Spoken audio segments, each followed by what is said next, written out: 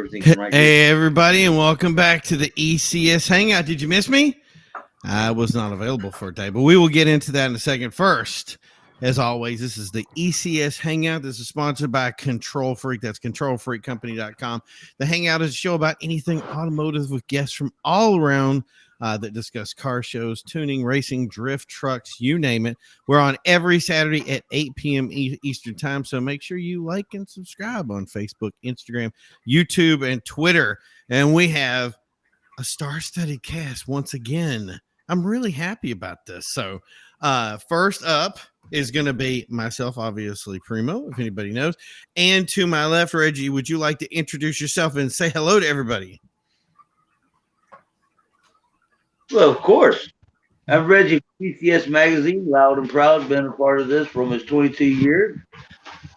Primo is the man with the plan. He wasn't here last weekend, so Joe was the man with the plan. What else do you want to say? No plan. He had no plan. Joe, go ahead and introduce yourself, buddy, so everybody can know. I mean, they probably already know you, but might as well go with it, right? Yes, my name is Joel Chappell, and I'm with NewEnglandAutoShows.com. We've been covering car shows now for about 5 years now.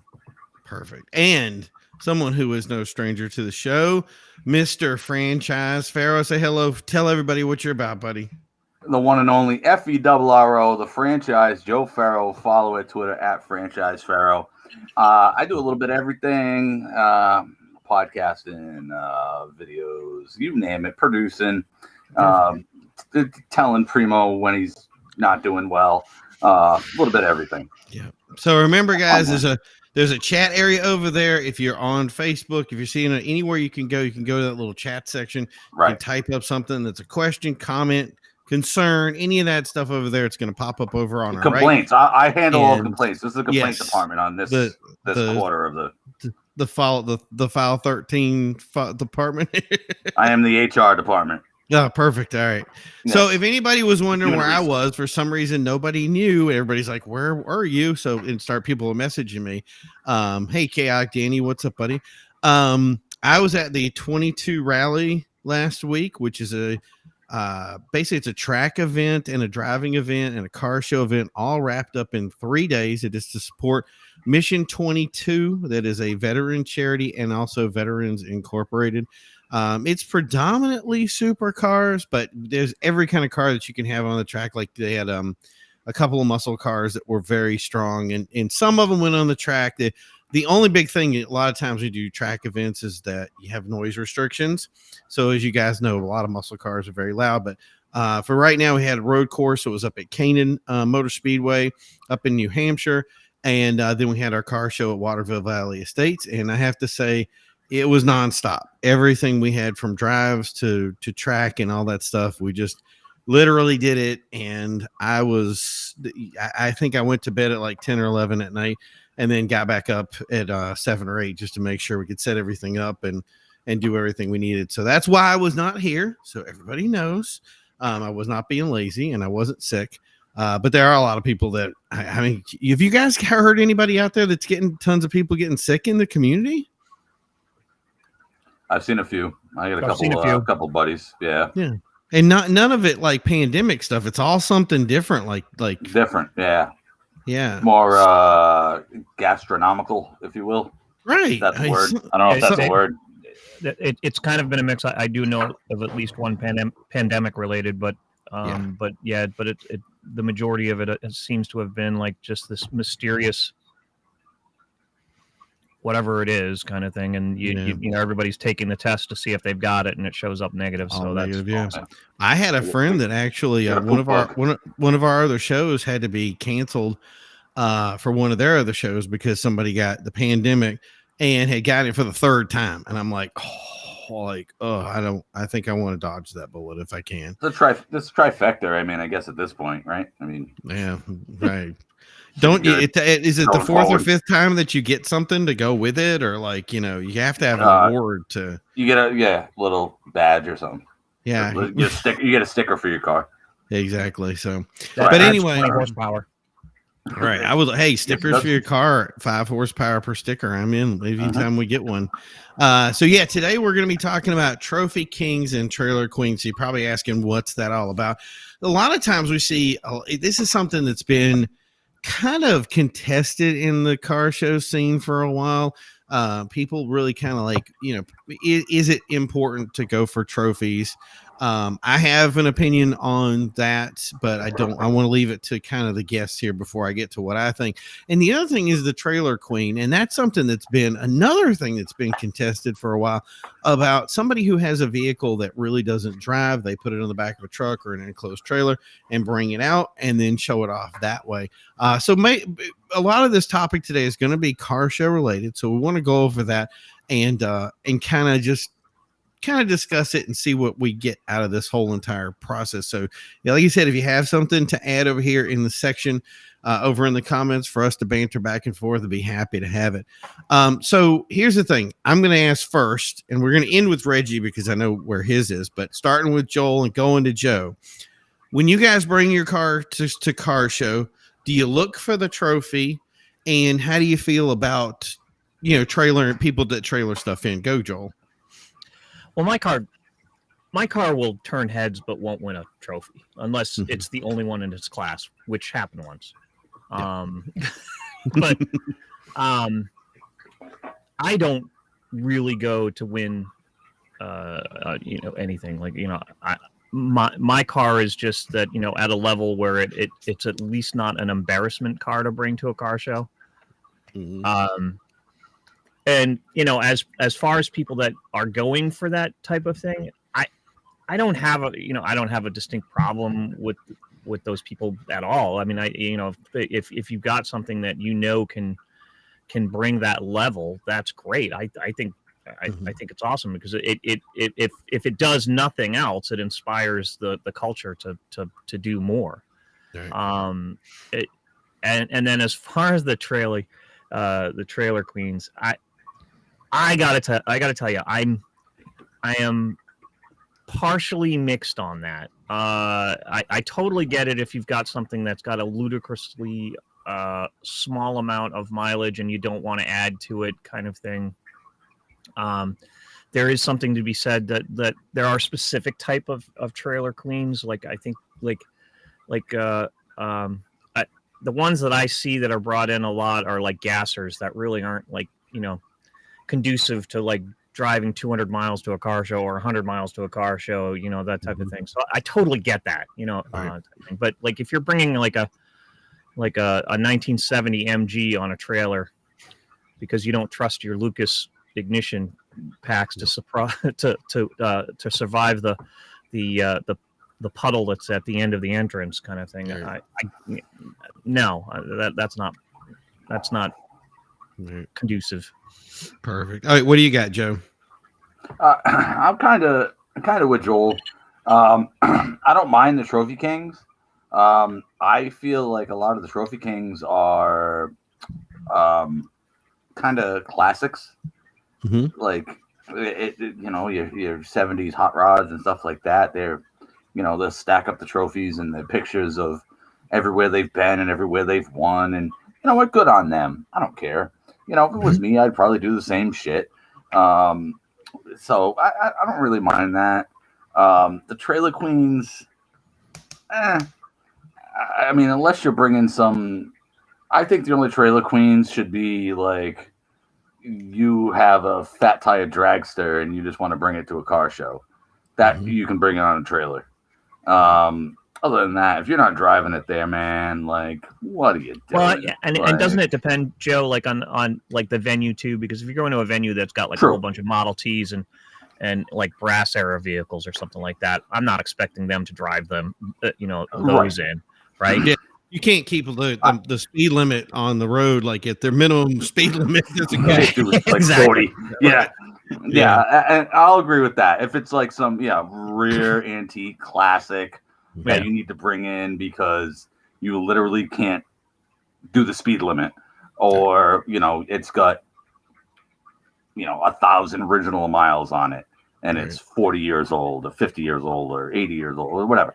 Like, okay, Well, But, I think that's true because one of the things that I think is why I think we should start getting used to the trailering idea is because the longer cars go on and the more that we get, there's a lot of cars now becoming quickly collector cars.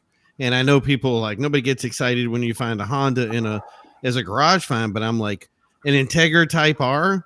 There's a lot of guys today that would not, if a perfect car with like 20, 30,000 miles, they're not driving that. They're putting it on a trailer and they're bringing it out. And I would rather them do that just so they could bring a car to a car show than to say, you know what, I don't ever want to bring that out and I'm going to hide it. That's the bigger problem, you know? But someone with a barn find, 20,000 mile Integra Type R probably has something they're going to drive to the show. Fair enough. Like, I don't bring it out. Yeah. Keep that. Like, I'd keep it at home. I mean, I would want to show it, but they're going to have more ways to show it via YouTube or Instagram or whatever the case may be, where they don't have to bring that car out. I would be worried about bringing that car out because now you're putting it on a trailer. What happens to the trailer? What happens to the car in the lot? Someone's going to sit on it. Someone's going to lean up against it. Well, I have a friend with a Spiker, and that's a very, very unique car. And somebody was like, is he gonna bring that out? And I said, well, there's a good chance that he could bring it out. But he always trucks it, so he'll truck it and then drive it in so that it kind of looks like it's driven in, if you will. So that was the thing is I said I'd rather him. He's never going to YouTube, and even if we did YouTube, it's not the same as experiencing it in person. So I would rather have him truck it in the way he does it and then drive it up and then have it in the display and say, hey, if we have to put some ropes around it or we have to protect it or whatnot, I'm okay with that. As long as as long as people get a chance to seeing that car in person is just something entirely different. Do you know what I mean? Yeah, right. I think if you're trailing it in, it needs to be something to that level, right? Where it's something that's special. Yeah. Where I'm not going to judge you for trailering it in, Okay. And if you're going to just bring it in the parking lot. Like, don't park 2 lots down and drive it in. Mm-hmm. Just bring it in because I know you trailered it. Don't fake the funk. You know what I mean? Well, just don't fake. We don't have the space for the truck. That's usually what happens. Yeah, well, then go park, pull it in, unload, get the truck out of here, park it up the street, whatever. Perfect. All right, Reggie, what you got for input on us, buddy? I can't hear you. Well, I had you on mute for one. Oh, okay, that would be. No, because I'm working on a July print magazine. I'm running behind. No problem. What I've been listening to it, there's mixed feelings on the trophy getters and the people that come to the show. There's mixed feelings on it throughout the 21, 22 years of ECS magazine. I've seen so many different reactions on it. I've seen good and bad feelings about it. People's got their own opinions on things and stuff, but most of the vehicles I see coming on trailers are stuff that they put a lot of money, a lot of hard-earned time and blood, sweat, tears into. And I can understand that, but I also support them just as much as I do the people that drive them. Actually, I support the ones that drive them to the shows even more than the trailer queens because, man, how much more work they got to do when they get that sucker back to the garage after they drove it to a car show across country or something. Mm-hmm. Right. They got rock pebbles. They have to redo their undercarriage and dead bugs all over the hood. Yeah. What I don't like. Yeah. Going to the trophy. I'm sorry, but the trophy key.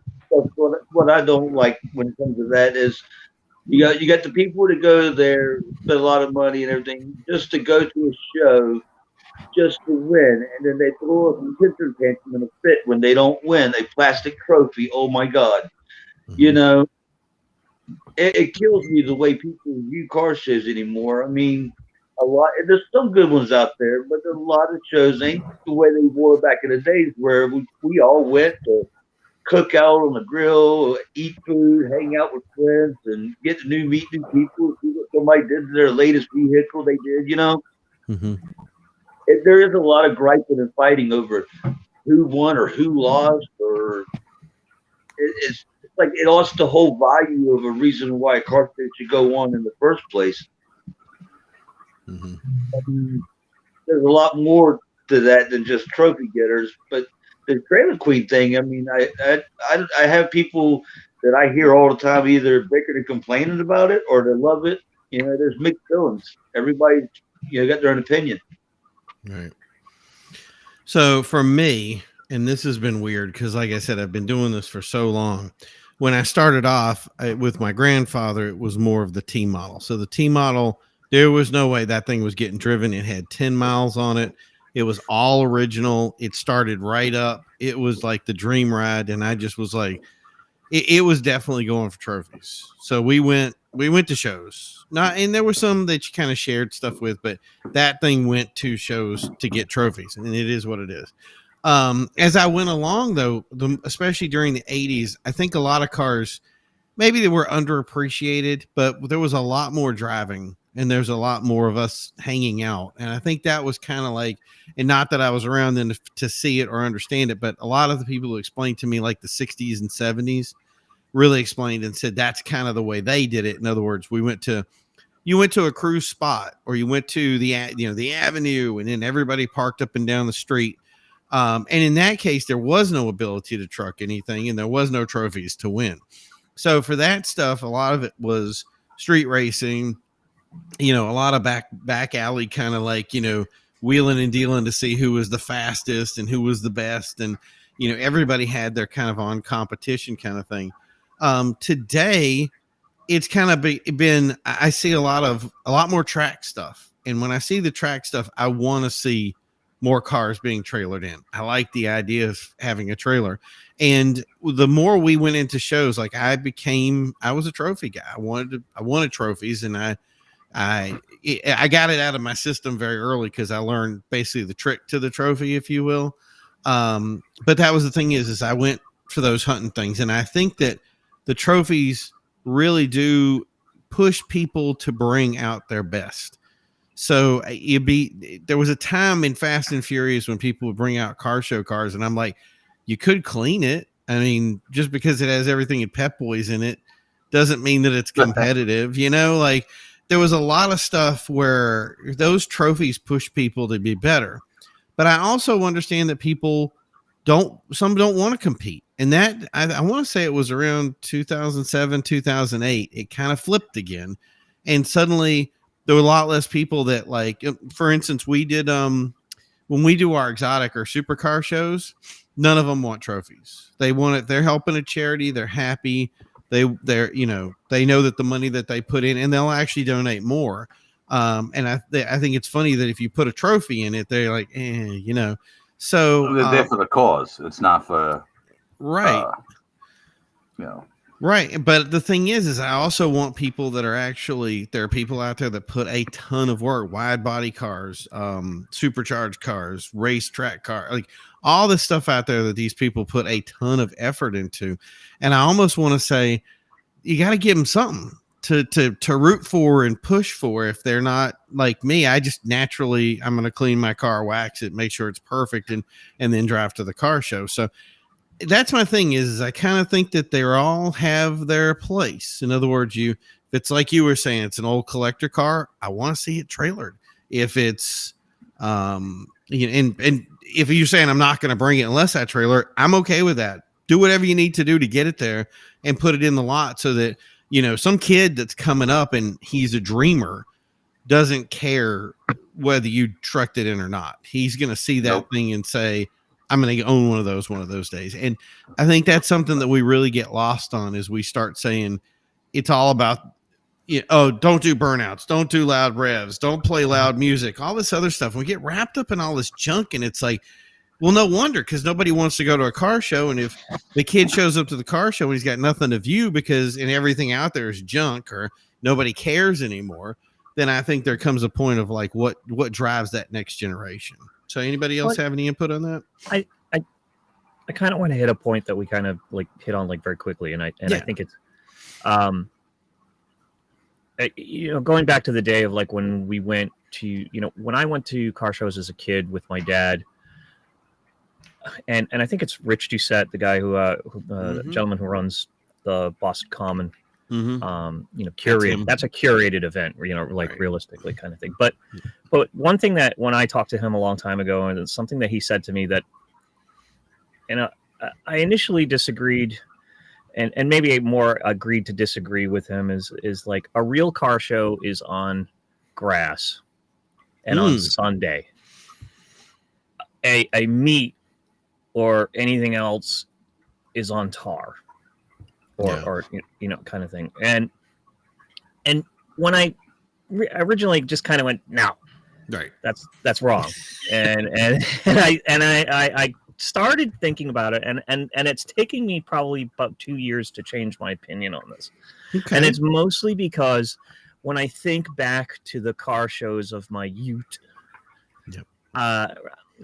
they were on grass, and that's when we saw like all those brass era cars, and we saw those Model A's, and we saw those Model T's, and we saw those, the real old school, there goes Joe again. I'm sorry. V8s, that type of thing, and it's, but then when you go to a car show now, where especially if it's on tar, that's when we're seeing like the newer era cars being much freer to attend, much more.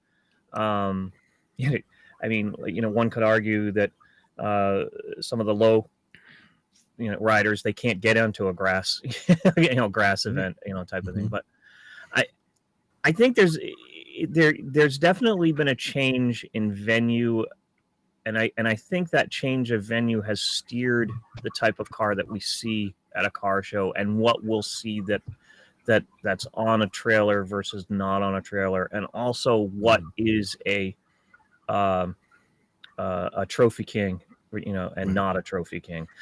I think if it's on tar, you're not going to see the trophy kings, and you're not going to see those trailer.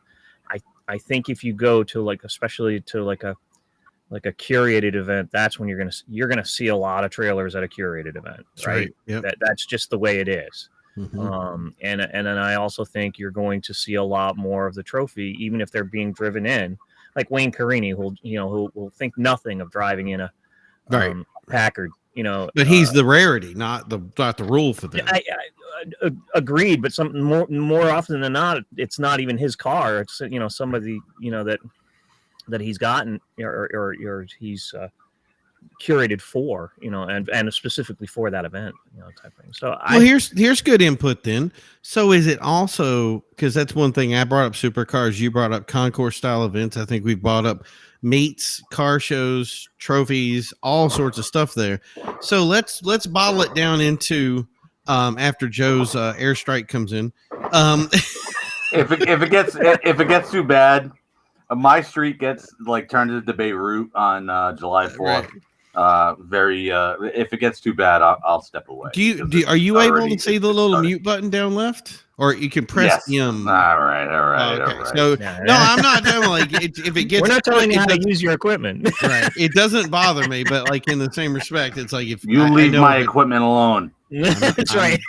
I'm not touching anybody's equipment. I know how that works at Human Resources. Never mind. Don't touch it. But that's the thing.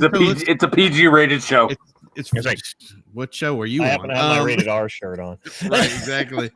So that's it. So let's look at it from this standpoint. Let's look at it from the tuner, the hot rod or muscle car kind of guy, and then we can kind of break off to for older cars.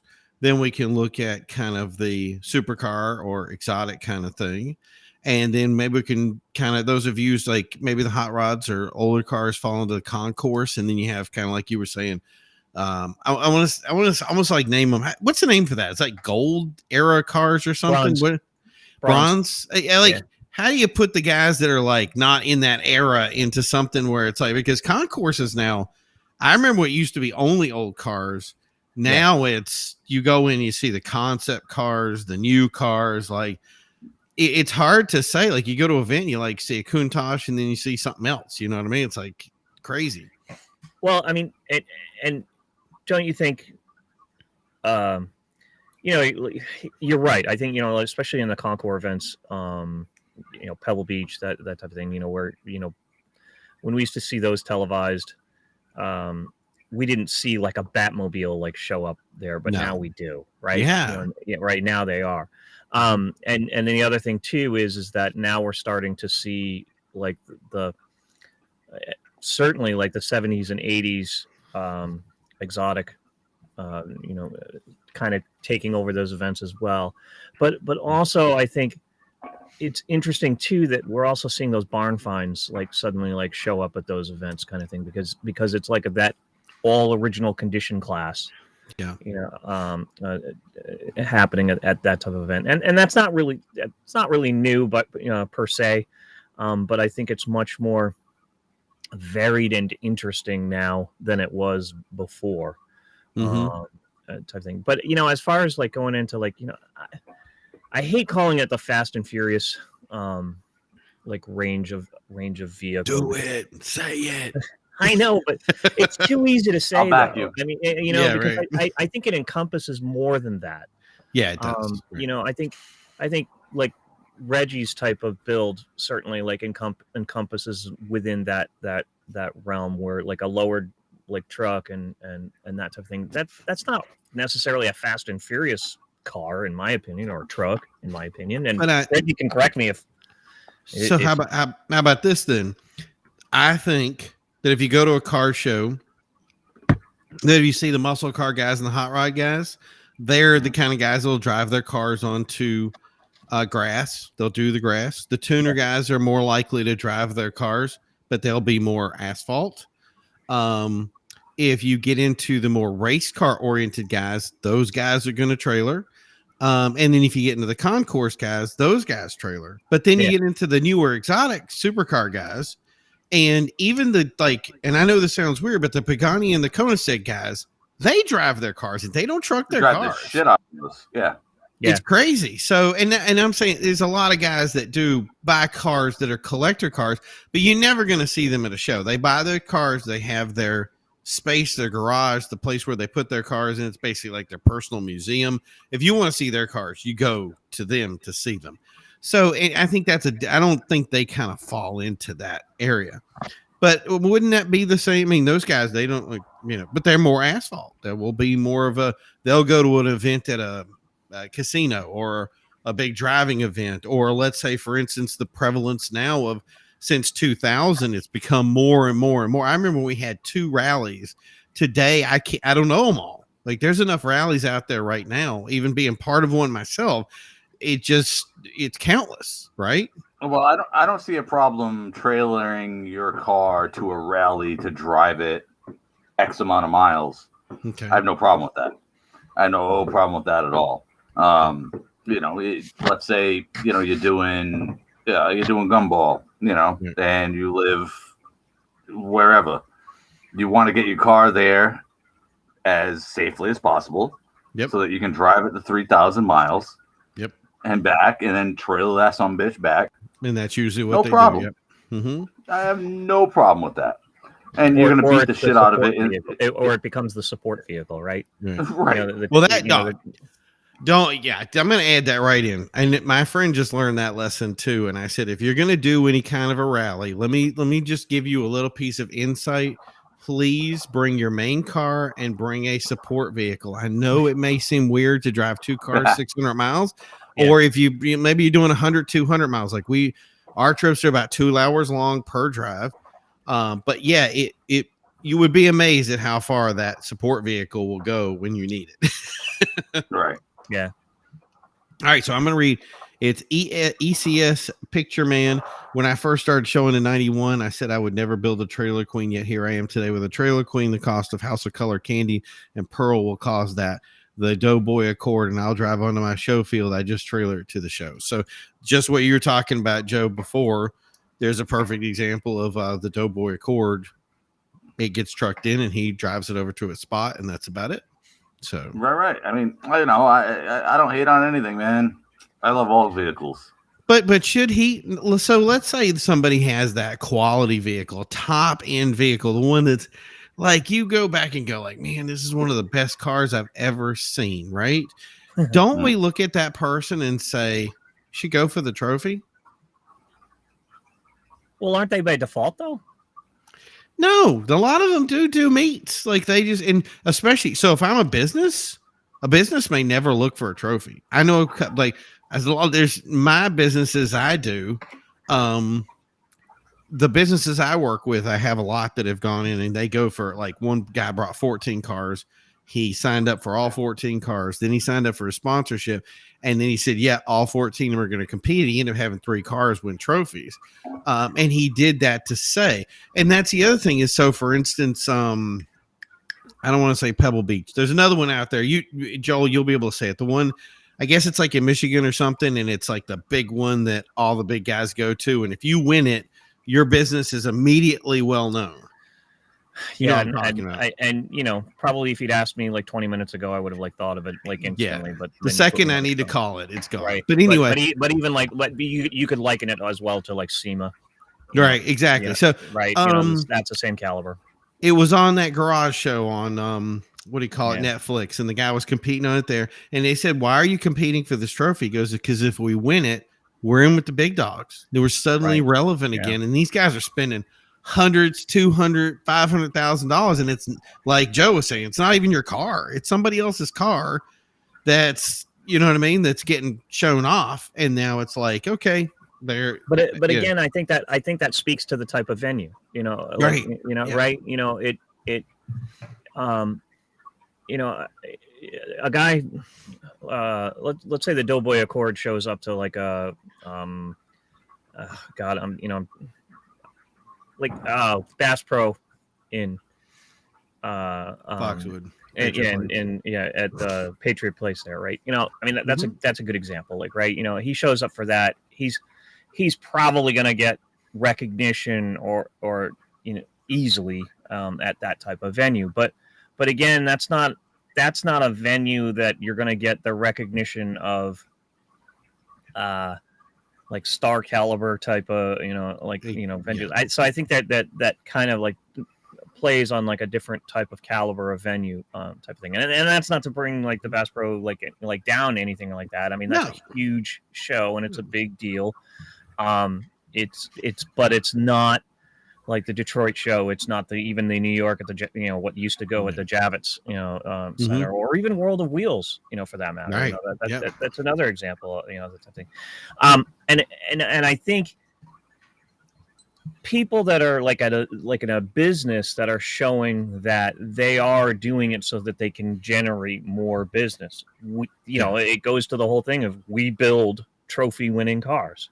Mm-hmm. You know, that's what you want to be able to say when you're in that type of business. Right. When it becomes a business, when it's a passion, that's usually when it's a guy who's building it in his garage. Right. You know, he's not in it for, you know, he might be in it for the trophy, but he's also in it for the love. Right. And that's the thing is go ahead, Joe. Isn't that garage guy, like, he's in it, yes, maybe for the trophy, but he knows, hey, my shit is the best here, no matter what. Right. You know? And that's where he's going to leave, whether he takes that trophy or not. I think you're right. I mean, God, I wish I could remember the gentleman's name that I met. He had a 70 GTO that he did all by himself, and it's up in the last when I saw it was at the York auto show up in Maine, and he did everything himself, and he was self-taught, and the paint was flawless and some of the most perfect paint I've ever seen in my entire life, and it was the first time he had ever painted. And it was just like, you know, and it was because he loved that car, you know. And maybe he didn't get that trophy, but his passion project. Mm-hmm. Yeah, but maybe he didn't get that trophy, but he had probably more people standing by his car. Oh, I mean, taking pictures and selfies, absolutely, 100%. Et cetera, et cetera. He actually did win. He actually did win, I think, the previous year, but you know, he's been there like a bunch of years with that car. It's a fantastic car, and I voted for it. You know, they were giving out stuff so that we could vote, you know, what cars we wanted, you know, to win, and that's definitely you know, like right up there in the top level of like the garage build, you know, like the home garage build, I should say. Whereas, you know, you get something like the the Chip Foos or That's the name I was trying to remember too. yeah, Chip Mhm. Foos or somebody like that, or the guys down in Texas, or not Texas, down in Colorado actually, which I've actually seen. From Bitch and Rides, I actually saw one of the '68 Camaro that was built for a gentleman in Hollis, New Hampshire here, and that car is flawless, and they do like What genuine color? Which quality color work. was that one? It was a black one with red interior, Oh, I haven't 68, seen I that. believe, Camaro. Mhm. And You got to share the they picture after removed that. all I the want to rain see it. gutters and everything, and Yeah. flattened it, and it was just everything was just so smooth and perfect on it. Mhm. And you could tell that someday we should have like a discussion of like old school car builders, and sometimes when that feeling of when you meet your heroes on sometimes it doesn't live up to the hype. Oh, I've done that way too many times. Right. It was that's my true. thing was movie cars. So I went in to see these movie cars, and the more we got into stuff and actually seeing the cars that they used and how like awful they were, it's a display for a show. Like most of the Fast and Furious Supers that everybody ogles over were automatic transmissions. They barely made 200 horsepower. The engines were beat to hell, and it's like Yeah. their job was Yeah. to survive a scene, and then you have your hero car, which had supposedly all the work, but like the Eclipse in that was really was it 1.6 or 1.8 liter. It was not a turbo. It had been No. converted, but it was making maybe 200 horsepower if it was lucky, and it was front wheel Correct. drive. Like it was not the GSX that everybody thought it was. And even when they popped the hood in the movie, I was like, that's not a was it 4G63? I was like, that's a 1.8. There's nothing to that. And then you have the hoses dragging on the ground and all the little stuff that sometimes show cars are not made to be. I guess the word is kind of driven around and beaten on. They're made to, Yeah. and I had a friend one time tell me that when we had a 7th-gen Celica, and I said we're going to daily drive this, and then we're going to bring it to the show on the weekend, and I was insane for driving it the way I drove it. But that was the thing that I did, and my friend looked over and he says, "You're never going to win a trophy if you keep daily driving that car." And in some respects, I Needs was to like, be a trailer queen. yeah, well, it's not just that. It's like it needed to be just driven to the show because you get the rock chips and Right. all the stuff. But Yep. that was the thing is for me, that was the challenge in being able to win a trophy with it, or at least get some kind of recognition. I think a very good example of that, and I think I'm gonna get a lot of flack for saying this, but I'm gonna Ooh. say it. Well, Do it. do it. The hero cars that were a disappointment to me is whenever I've seen a Boyd Coddington build. Yeah, I haven't seen. I don't think I may not have seen one. And I think you hit a perfect point. I think the more that his cars are driven, the worse they look. The stress cracks that happen from from like the custom welds and that kind of stuff, so that they just don't hold up to the like 50-mile drive to a car show. I'm going to give you this example. You're going to love this, Joel. Think of it as Forged in Fire. Yep. Versus, so I went to the Ren Fair and I brought a sword, and that sword broke in an afternoon. The first thing I swung on it, I was like, it has like the bad pieces. It didn't come together. Yep. The welds weren't strong. The second you practice with it at all, it wouldn't sharpen. It was junk. And then you see the person that's Forged in Fire guy, and he actually makes a functional blade that they're breaking bone with. I mean, that's just insane, right? What's that red car that they're it's not Tavarish, it's there's another YouTube channel that are redoing it. The one they jumped out of the window in one of the Fast and Furious. Oh, no, it wasn't. It was the Ferris Bueller car, right? Oh, really? Wow. The Ferrari 250 GTB California. No. Not that one. This was some one of one something or other. They had, I want to say 8 total, and somebody on YouTube has what the hero car was, which is still not really built to be a real, because it was never a real car. Right. MW is the logo. WM. Oh crap, I can't remember. Yeah, look it up. And we can we'll go over it. But yeah, so my point is that the idea that sword would go in and actually be able to function, it would actually be able to work. And I think if you're going to be a builder, that if you really want to make something that's like you were saying, like the Boyd Coddington thing didn't live up to your standards, it's like, can it actually drive? Can it actually function? Can I put it on the track and beat the heck out of it and it actually stand up to any sort of regular abuse? And there's a lot of things out there, not saying that big names, but just in general, like a lot of people talk a big game and then they put it into application and it's like on the track. You know what I mean? It's the Lycan Hypersport. That's a real car. Yeah. Yeah, that thing Well, is. all right. So somebody is rebuilding this one. I don't remember what YouTube channel. Yeah, I remember it. That I saw. But talking about stress fractures and stuff like that in the just in the body and the fiberglass, there was a big talk about that, and like just how bad it was with this thing, and where it was almost bent because they launched it out of something onto a onto an open like arena. Yeah, they beat that car to death for the movie.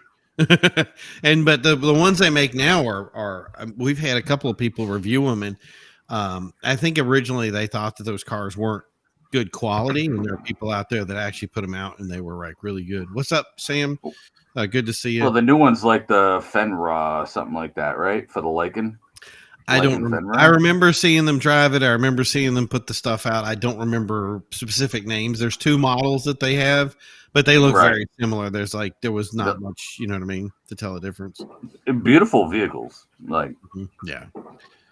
So my thing is I said, so let's say let's say for instance, and that's what I say is this: you made your instance of the Boyd Coddington cars not holding up and having the stress cracks, and then I was saying that there are guys out there that really did make cars that were just bulletproof. You know, maybe they're not perfect, but they really were functional cars that you could take on a track and even win a race with, but they were aftermarket. And maybe those cars were trailer cars. But my thing was, and this is why I kind of ended up going with the trophy thing. I know a lot of people went into trophies just to get trophies. I went in to kind of prove a point. How do people that do these bills and do the things that they do, if they don't go for the trophies, what do they do to kind of get the pat on the back to say that they did something or kind of prove a point? Oh, see, I think I think I fall into that category. Yeah. Right. You know, I'm the guy that shows up and I'll park next to my buddy's C3 Corvette and he'll sit there and he'll see that kid that just walks up to his car and go like ooh and ah at his car, and he'll immediately like say, "Hey, you want to sit in that car?" Yeah. And the kid will immediately sit in that car, you know, kind of thing. And then I'll get up and I'll walk up to the kid and I'm like, "Okay, do you want to see the improved version of that car?" you know, because with my C4, I think if you have a car that's not necessarily a like a trophy getter, which I think that is definitely my car. I'm still gonna get that person who's gonna appreciate that car. There is a person who's going to appreciate any and every single car that's at a show. A love of a car is personal and individual to the person, not just the owner of the car, but also the people that are attending a car show. Mm-hmm. It's as simple as the person who may have owned one in the past, mm-hmm. or wanted to own it but couldn't afford it, or knew somebody who had it and he or she envied that person that had it, kind of thing. So the person that goes to a car show that doesn't necessarily want to win a trophy or just doesn't have that caliber of car is going to have that pat on the back from somebody that appreciates the type of car that they brought to that show. And I think that's Right. what's the most underrated aspect of going to a car show.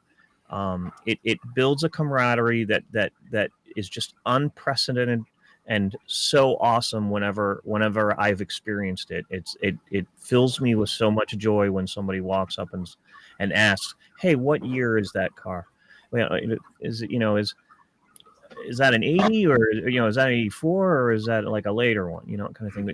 People will show interest. It doesn't matter what car you bring. And I mean, I've poo-pooed the people who bring a brand new Mopar, and people walk up to that and will ask questions about that Mopar. Absolutely, they will. It's the same thing with a brand new Mustang. People are going to ask questions about it.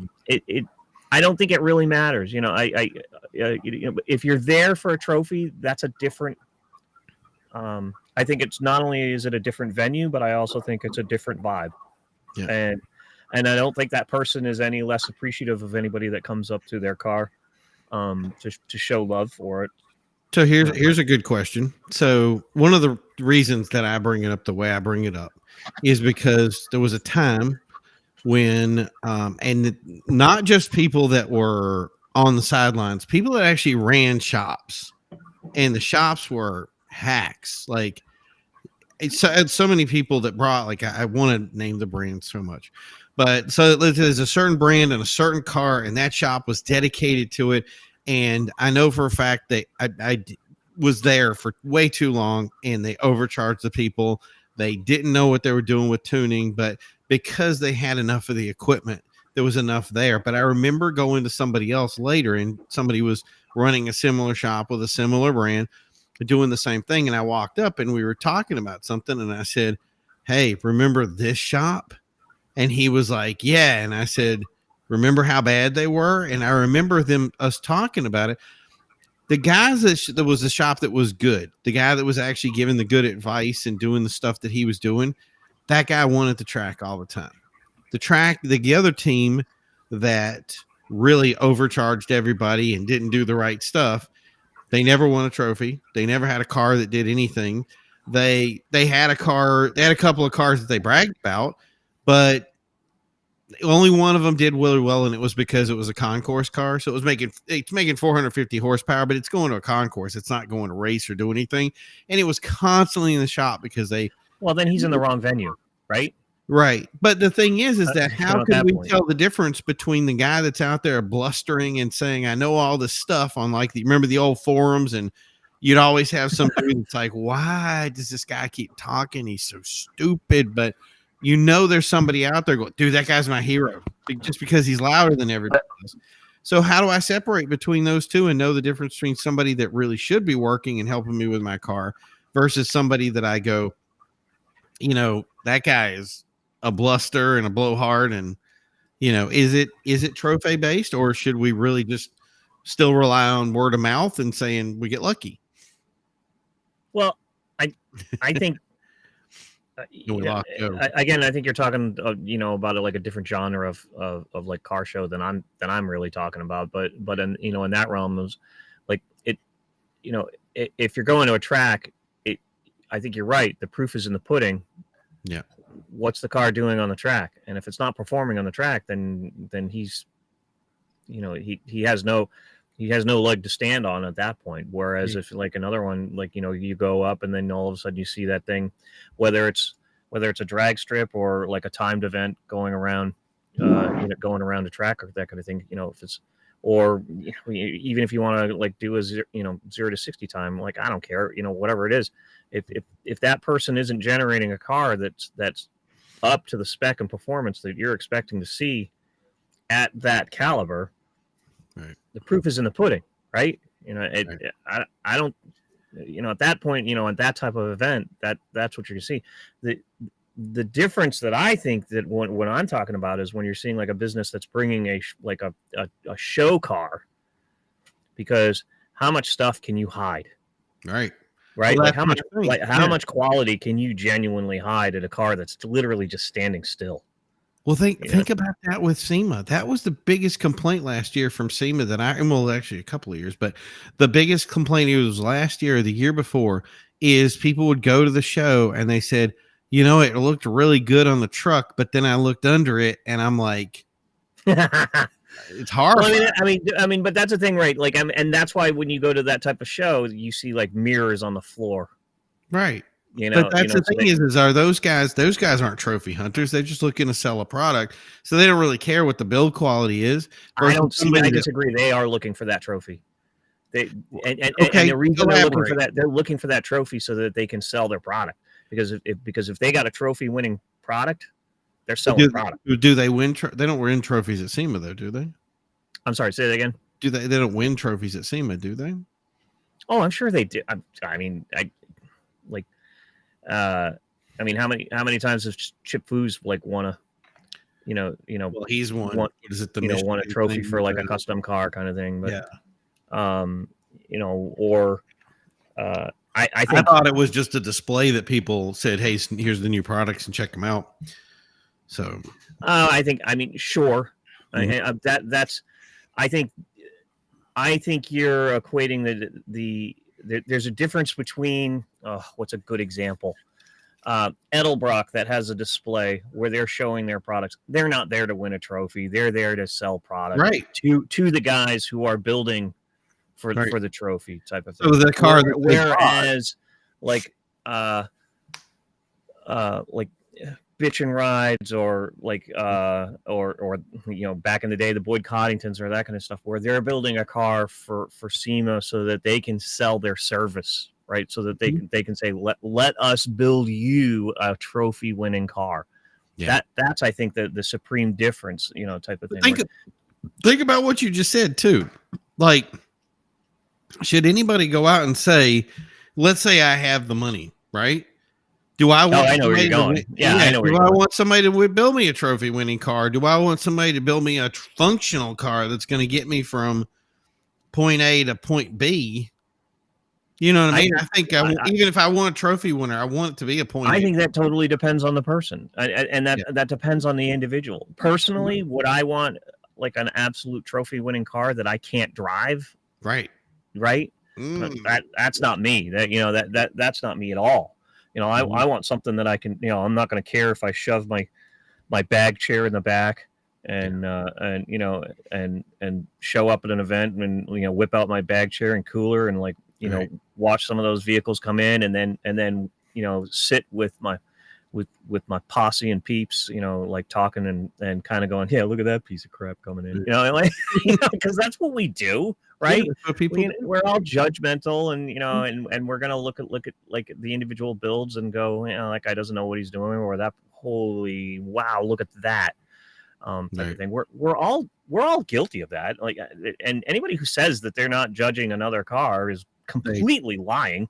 Right. That's what the whole point of the car show is. Right? I think that's the beauty of the car show world is that all the things that we had in every other type of thing that we talk about in the real world, none of us had it in the car show world. You know what I mean? Yeah. Like that stuff is people like what they like. They don't like what they don't like. They will not hang out with people that don't drive what they don't drive. Like that kind of stuff happens on a regular basis, and it doesn't. Yeah, and that goes into why I think it's unfortunate, though. Yeah, it is. But it's still like it's not.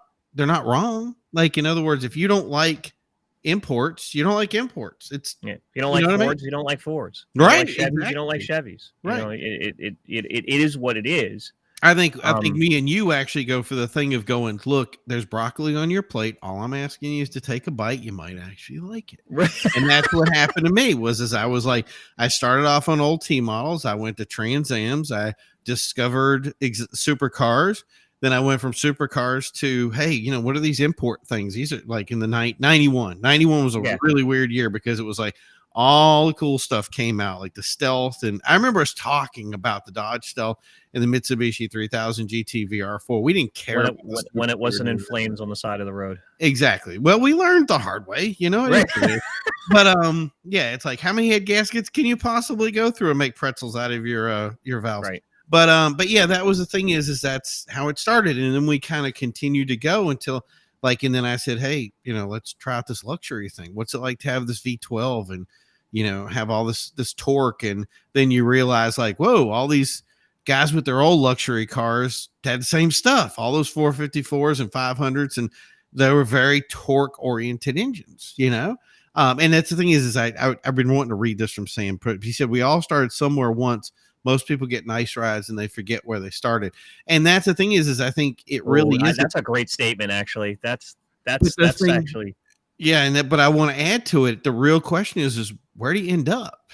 In other words, what do you want to have that pat on the back? Some people don't want a pat on the back. Some some of the car clubs out there, those guys don't need a pat on the back. They just kind of share their rides, and they have good teams with good support, and they go to shows, and as long as the music's pumping and the drinks keep flowing, they're happy. Right. Versus some guys out there are one-man shows that want to, I want to race at every track. I want to be a drag strip. I want to be an autocross guy. I want to be a car show guy. I want to be a DB drag guy or a drift guy or whatever. And that's the thing is where do you want to go, and how do you prove your ability? In other words, Ken Block won a couple of things, and that's what made him what he is today, because, some of these guys, it's like, this is not a cheap thing.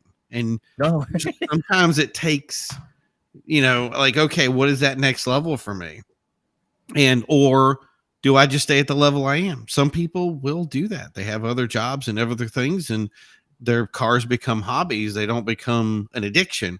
While some people really just go, hey, you know what? At first I wanted to, first I was a buyer, now I'm a dealer. And that's how they get to that next level. So it really is. My question is when it comes to trophies and trailers, where do you want to end up at the end of your equation? And I think it's a lot deeper question than just if you are a trophy hunter. I think that's kind of us minimizing it. Is it just a trailered car? If it's just a trailered car, why is it a trailered car? And I think that was something that I'd have to ask 100,000 guys out there. And I think it's funny because I think each one could get a different reason for that. Exactly. For that answer. And I think we touched on a couple of them. It's like, it's that low mileage car that you don't want to add the miles to. It's You don't want to chip the paint. And the stress of moving or of driving that vehicle, type thing. And we could go on and on and on, and you could create like different scenarios for each type of car. And I gotta say that I think, like, if you'd asked me this question probably up as low as 6 months ago, I probably would have given a different answer. But as I start thinking about it, and even to the point of, like, even probably when Reggie kind of put what the topic was like about a half hour before we got on the show, and I just started thinking, going, yeah. What am I going to say as my opinion during during this? And you just put it like this: it's all about experience. Our attitudes and everything changed based on how we started, where we got to, all the stuff we did. Because I think a lot of the things is that if you're a guy that has a car that says, man, I don't want to get that broke, I'm going to trailer that to the show and then drive it up or whatever, then you can no longer judge people that trailer cars up. Right. If you're the guy that says, hey, I got a business that needs to survive, and to survive, I need to start winning some trophies, either that's via car shows or if it's on the track or if it's wherever it is, suddenly you go, hey, I can't judge those trophy guys anymore because that's what I did, and I'm not a bad person, right? Because the more we do, the more you experience the car scene, the less you can judge other people about what you've done. Like, what car haven't I been involved in? I can't judge other people's car. I can't say your Mustang or Chevy is bad because I've had a couple. So, I think as far as like the person who goes for a trophy, my judgment of those people who go for a trophy happens during the award ceremony, and what the reaction is during the award ceremony, type of thing. Because the guy who gets second place and says, yeah, I got second place, but that first place car totally deserved it. Right. those are the people that I respect. The person who literally, like, they grab their second and third place, whatever it is, and then they go back and they're like, no, I got gypped, like, this is totally biased, whatever kind of thing. And build it better and come back and try again. Yeah. And that goes to and I think we've talked about this before, that's the opportunity to like walk up to a judge and literally say, listen, I got third place, tell me what I need to improve on to and I've never improve. And the people that do that are the people that I respect. And there are people that do it. There's not a lot of them, right. But I got that.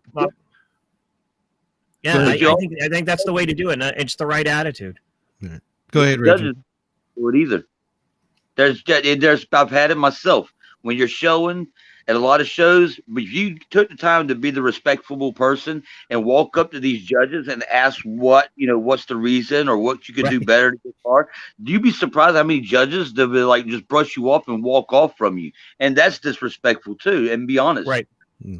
My thing was, and this is something that happened to me, is I brought a car to a car show, and this was in the depth of the Fast and Furious era. And there was a car that came in that literally just had more mods than me. And it was a piece of junk, nothing personal. And there was this big argument. Were they modifications bought from Ames? No, they would have been embarrassed to get them to say they got them from eBay. So, at the time it was really bad. So I just heard, and I was like, I brought basically a stock car. Like the car had everything that model could have, but it was a stock car, but I had it detailed to the nines. This thing was glowing. It had the Brembo brakes. I had bought the covers for the engine, so it looked perfect, But I told the guy, I said, it's a stock car. And I said, the beauty of it is if it wins, it just proves a point. Right. So these guys come in and it was a 7th gen Celica that the guy brought in. And it was all busted up. And but it had all the mods, like everything that you could pop, underglow lights, the whole 9 yards, but the paint didn't match and other things. So all of a sudden I see this big argument at the judges and whatever. And all of a sudden one of the judges walks over and he comes to me and he goes, I'm just going to tell you right now. He goes, they're going to give it to that Celica and that Celica is going to win. And he goes, but you deserve that win today. And I told them if they didn't give it to you that I was going to quit. And I wasn't coming back. And he goes, I would suggest you do the same. Wow. When he came over and said that, because the guy running the show did give it to the Celica, just like he said, then he came back later and he apologized. And he had the other 3 judges with him who also apologized. And then I realized, I was like, it's not always coming in second isn't the lesson. Sometimes it's find the car show that appreciates you. If you are doing the best you can and you're doing the best, it would not have ever served me to go up and yell at everybody and tell them that they're stupid or do whatever. It never wins you any. You only would have been that guy. I would have been that guy. Right. So the thing is, if the judges come over to you and tell you that they quit because your car didn't win, there's a lesson there. So that's the thing that I started doing is I started looking at shows and I said, who's running it? And after a while, what did you start seeing? The guys that were running shows and judging poorly, and all you'd always hear the secondary buzz that they judged it poorly and nobody wanted to go to the show. Those shows start happening less and less. And then we started seeing the quality shows come up, but it was driven by trophies. The reason that we had quality shows is because it was trophy-based thinking that somebody said, those guys are not out to get our money. They're out to give us a quality show with quality stuff. Perfect example, Summer Send-Off. He made his shows, he did the stuff, and then he said, look, I know you guys want meats. I'm going to offer something. If you want a trophy, you pay the money over here and you get a trophy. If you want to do the meat, you pay the money over here and you get the meat. You got both options. And I think it's inversely. It's the best of both worlds. Right. And the thing is, and this is the weird thing about it, I didn't expect the quality to go up. I said, okay, so we're going to start getting some crappy people. His show and the quality of the way he ran it and the quality of the people that he is fostered is the word I'm going to say. Yeah. We went to the next show and it was like, I can't believe how great the show is. Like, there is not a bad car here. I mean, there's some cars that aren't perfect, but he did a show that was amazing. And every year we go to it, it just keeps getting better and better. And it's the thing that it's the community based around it that really has, and there's still guys that go after stuff and they want their trophies and they get their stuff. And it's caused other people to go, look, I run a business and I need to put something out there to make sure that I can continue to win and put my best foot forward because I'm getting business from these wins. And I was like, yeah, by all means, go for it. But those guys are doing the meets because they have a club or they have whatever, and they just want to show and be part of that community. Those guys have their options too.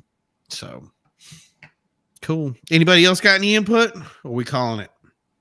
Hey, we're calling it quits tonight, but I just want to thank everybody for coming out to ECS Hangout tonight. Whether you're a trophy getter or you're there to meet friends or you trailer it in or you drive it in, respect everybody, respect all everybody's rides, their builds, respect the judges respect the people, and let's keep it rolling. Perfect. Well, thank you guys for hanging out. Reggie always gives the awesome input here. Remember, this is sponsored by Control Freak. That's controlfreakcompany.com. Check out their website and make sure you pick up some good quality parts from them. Remember that Hangout is a open show. We talk about anything automotive, basically anything car shows, tuning, race drifts, you name it. And we're here every Saturday at 8 p.m. Eastern time. You can find ECS Magazine on Facebook, Instagram, YouTube, Twitter, anywhere any fine show can be. And we will be here every Saturday at 8 p.m. I want to take a big shout out to Joel Chappell of NewEnglandAutoShows.com, Joe Franchise Pharaoh for coming out and always being a good guest on the show. And as always, Reggie for bringing us here so we can all have a great show. Thanks, guys. This is Vete Primo, and I am signing off for ECS Hangout. We'll see you next Saturday at 8 p.m. Thanks for tuning in. You guys have a great night.